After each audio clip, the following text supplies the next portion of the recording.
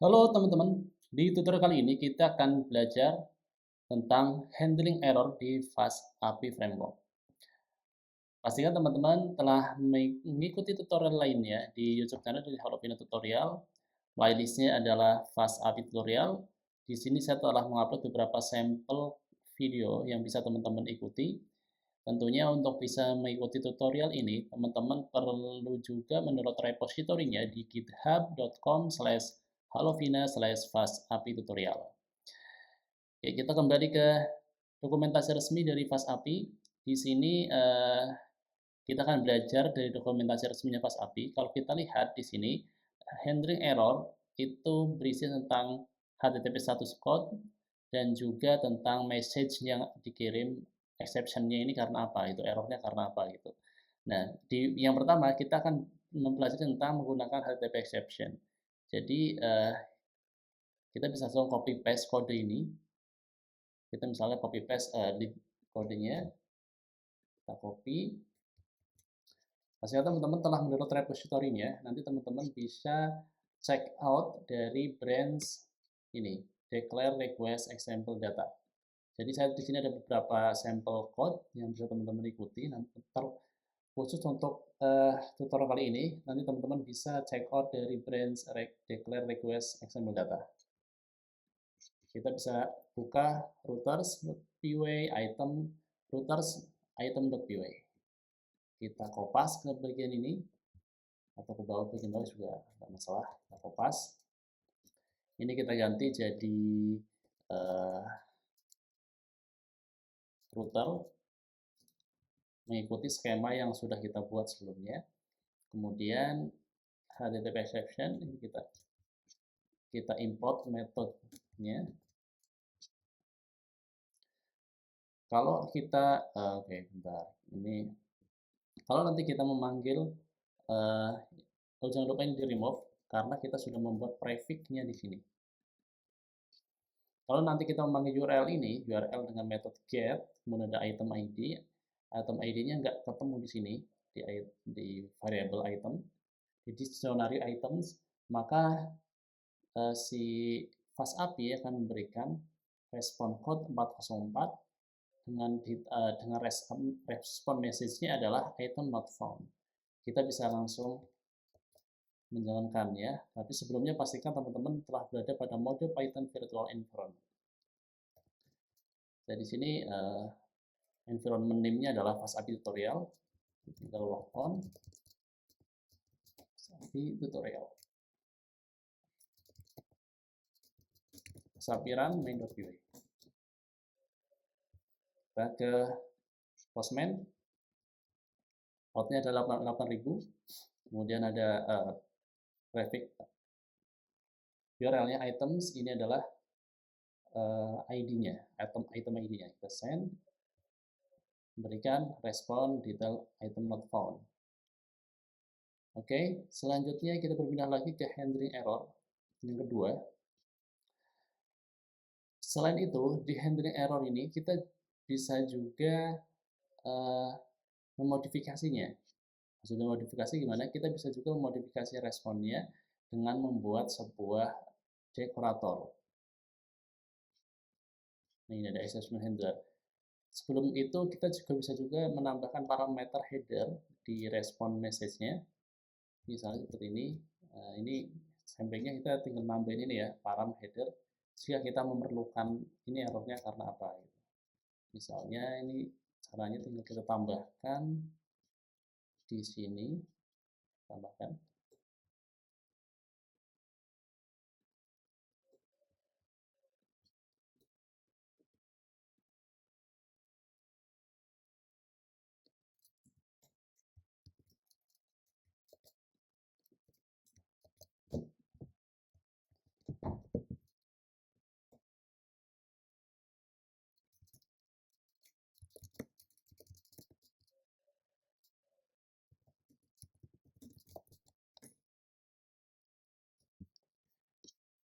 Kita buka Postman, kita send request.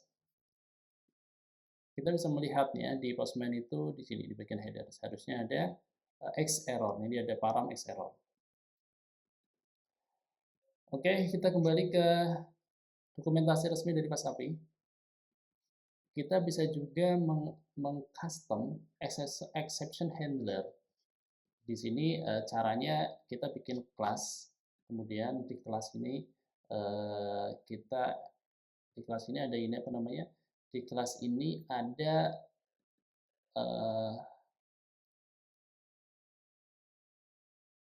metode atau ada metode globalnya, yaitu kita mendefine-nya melalui dev init ya. Dev init, kemudian di sini ada save.name. Bagaimana cara menerapkan exception handler di apa namanya di project existing kita? Kita bisa bikin dulu di sini, misalnya kita bikin sebuah file di routers.py nama controllers.py.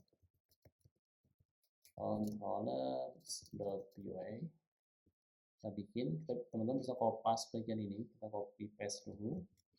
Kita copy paste, misalnya kalau case kita tadi adalah name ya. Ini misalnya kita ubah di sini, anggaplah di items ini ada item names ya, misalnya items names, anggap saja item ID nih, kita bisa mengganti ini ya, berarti exception ini kita bisa ganti jadi name, ID, item ID, items ID. Oke, kita ganti seperti ini jadi item ID. Jangan lupa ini kita define juga save.name-nya ya. Kita ganti jadi ini yang paling penting nih. Ini jadi nanti bisa dipanggil dari luar save.name. Dari luar kelas unicorn exception. Terus kita kembali lagi ke dokumentasi resminya FastAPI. Di sini teman-teman tinggal copy bagian ini, kita copy dulu. Kita copy bagian ini. Terus pindahkan ke main.py. Akan ke main.py. Kalau teman-teman lihat di sini ada dekorator exception handler, unicorn exception. Ini bisa kita ganti dulu ya. Ini kita ganti di sini jadi item.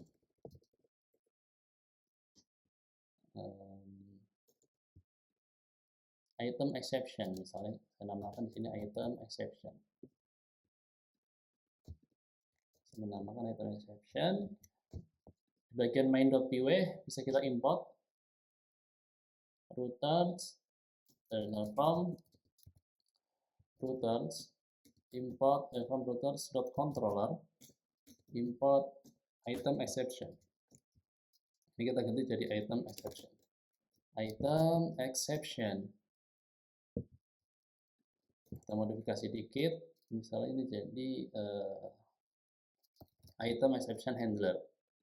Kemudian request kita import juga di sini, tambahkan FastAPI import request. Ini kita jadi item exception. Item exception JSON response, kita bisa import bagian ini. Kita import dulu metodenya, metode JSON response. Oke, ini kita sesuaikan ya. Tadi kan kalau kita lihat di fungsi yang sudah kita buat, di kelas kita buat item exception, di sini adalah item ID. Berarti kita ganti jadi item ID. Item ID. Ini nanti bisa multiple ya. Jadi teman-teman bisa menambahkannya, misalnya nanti ada misalnya di sini total item, misalnya punya name lah, anggaplah name misalnya. Tinggal tentukan tipenya apa, string. Terus kalau di sini nanti tinggal ini ya, digunakan sesuai dengan kebutuhan. Jadi bisa juga item, misalnya nanti penggunaannya kalau ada double seperti ini bisa dipakai pada saat memanggilnya, yaitu di sini kita call ini dulu, pilih dulu, kita copy, kemudian letakkan di sini bagian item. Nah, stop. Sorry, ini udah kita copy, kita tinggal modifikasi bagian ini, kita modifikasi, terus kita import dulu from .controller import item exception. Jadi bisa langsung kita panggil di raise errornya item exception. Kalau kita lihat di sini ada ID, ada name ya, kita bantu. Jadi yang kita pakai adalah item ID. Untuk sementara name-nya kita hapus dulu.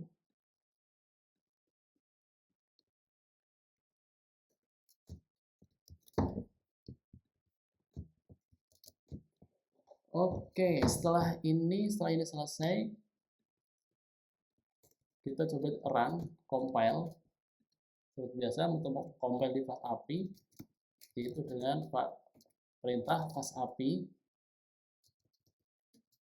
run main.py. Oke, semua berjalan normal. Kita coba sekarang execute dengan Postman. Kita coba kirim request dengan Postman. Kita kembali body, harusnya nanti sudah berubah responnya. Nah, oke, responnya sudah berubah sesuai dengan exception handling yang sudah kita buat.